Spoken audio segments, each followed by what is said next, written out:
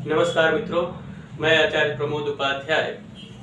पितृपक्ष से जुड़े हुए इस विशेष कार्यक्रम में आप सभी का हार्दिक स्वागत करता हूं। मित्रों, आज चर्चा करेंगे कि पितृपक्ष कब से आरंभ और इसका समापन कब हो रहा है और पितृपक्ष में ऐसा क्या करें जिससे आपके पितृ जो रुष्ट हो उनको कैसे प्रसन्न किया जाए और जीवन में आने वाली अनेक प्रकार की बाधाओं से मुक्ति प्राप्त कर सकते हैं। इसी पर आज चर्चा करेंगे और पितृपक्ष में क्या क्या करना चाहिए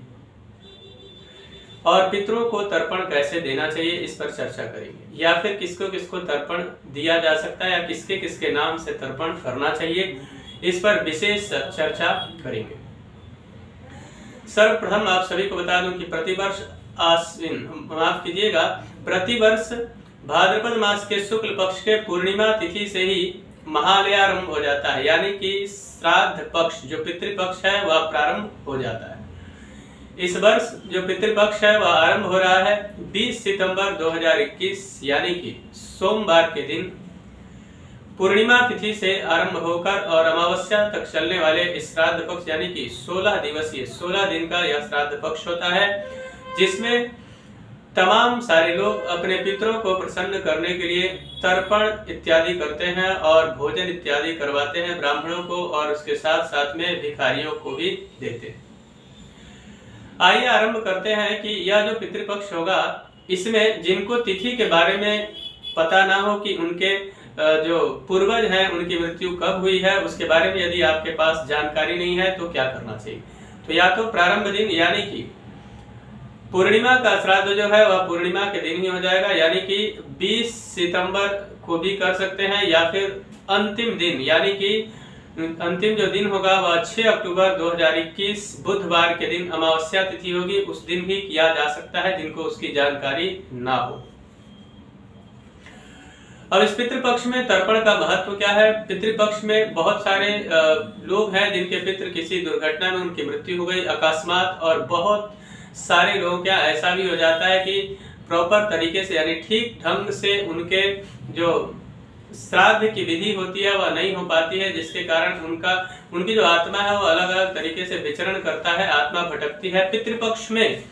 यदि उनका सही तरीके से तर्पण इत्यादि कर दिया जाए तो वह अपने धाम को चले जाते हैं।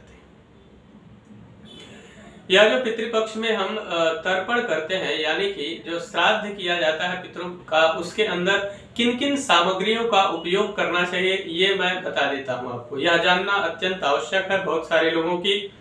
जिज्ञासा होती है लेकिन उनको ये बात पता नहीं होता है कि किन किन सामग्रियों का प्रयोग तर्पण के समय करना चाहिए। तो सबसे पहले काला तिल लेना चाहिए, थोड़ा सा जौ लेना चाहिए, चावल, सफेद चंदन, कुसा, इन सामग्रियों का प्रयोग और साथ में जल, इन सामग्रियों के प्रयोग से आप तर्पण कर सकते हैं या किसी ब्राह्मण के द्वारा तर्पण करवाना चाहिए, पितरों का पूजन करना चाहिए। और बहुत सारे लोग जो है वो लोग घर में अपने पितरों की तस्वीर भी लगाकर रखते हैं। अब जो लोग पितरों की तस्वीर लगा कर रखते हैं इन 16 दिनों में क्या करना चाहिए, उनको सरसों तेल का दीपक उनके पास जलाना चाहिए और धूप नहीं जलाना है, अगरबत्ती जलाना चाहिए, भोग समर्पित उनको करना चाहिए और पितरों से प्रार्थना करना चाहिए कि आप जहां कहीं भी हो अपने लोक को गमन करें और हमारे जीवन में आ रही समस्त बाधाओं को आप दूर करें, या हमें आप ऐसा आशीर्वाद प्रदान करें। जब भी हम तर्पण को आरंभ करते हैं उसमें सर्वप्रथम किसका तर्पण करना चाहिए, ब्रह्मा, विष्णु और महेश यानी कि भगवान शिव का, क्योंकि उनसे ही यह सृष्टि चलती है। इन तीनों का तर्पण करने के पश्चात हमें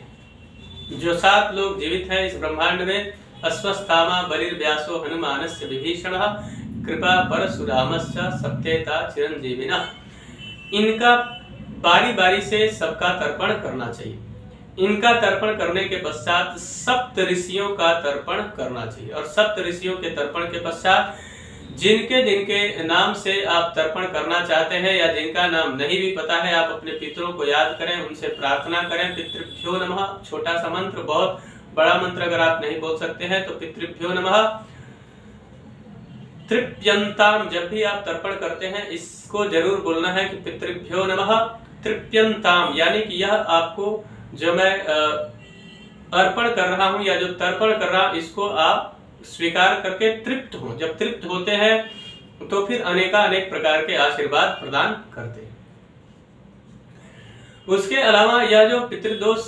लगता है हमारे जन्म कुंडली में, या और भी कई सारे प्रकार के दोष लगते हैं पूर्वजों को, ये क्योंकि ये आखिर होता क्यों है कि हम पितृ ऋण से मुक्त करने के लिए पितृपक्ष में तर्पण करते हैं। पितरों के ऋणी हम इसलिए होते हैं क्योंकि उनके धन संपदा पर हमारा अधिकार होता है, हम उसका सदुपयोग करते हैं, और यदि हम उनके लिए कुछ नहीं करते हैं तो कई बार वो लोग रुष्ट हो जाते हैं, और इससे अनेक प्रकार की समस्याएं हमारे जीवन के अंदर आती है। अथक प्रयास करने के बाद भी हमें सफलता नहीं मिलती है। यदि आप किसी तीर्थ स्थल के आसपास में रहते हैं, जैसे काशी, मथुरा, अयोध्या, प्रयाग, ऐसे जगहों पे आप रहते हैं, तो वहां जाकर के आपको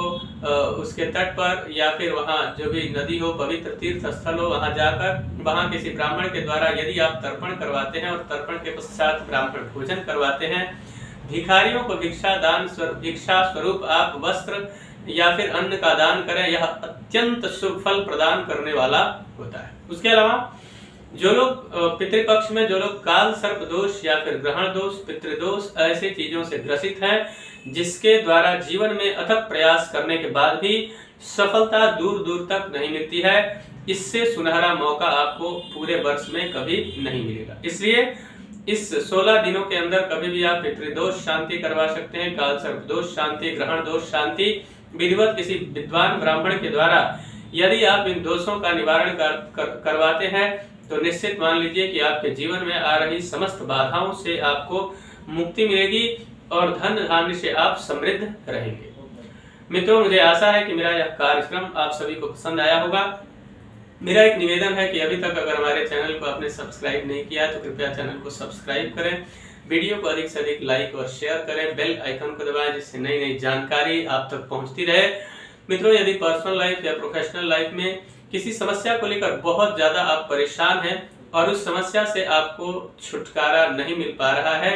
तो आप हमसे संपर्क करके और उस समस्या का समाधान प्राप्त कर सकते हैं। तब तक के लिए इजाजत दीजिए। नमस्कार।